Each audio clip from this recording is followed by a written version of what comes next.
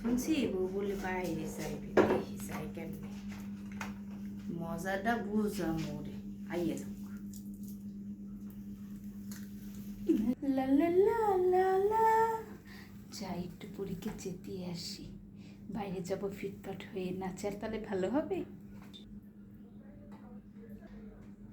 মা, কি অবস্থা তোমার? আবার কই যাও সাজ্জে গুজ্জা? বুঝতাছি না তো কিছু। ছেলে আজকে একটু অবসর আছে, তাই একটু ও আমাকে ফোন দিয়েছিল, তাই মনে করছি একটু শাড়িটা কিনেছি, পরে ওর সাথে একটু ঘুরে আসবো।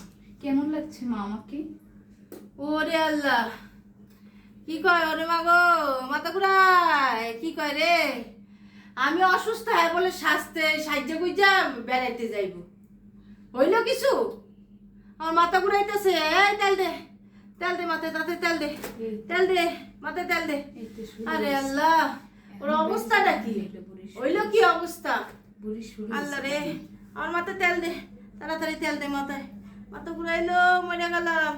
ওরে আল্লাহ, মাথা ঘুরায়, তেল দে। কি হলো? তেল দে।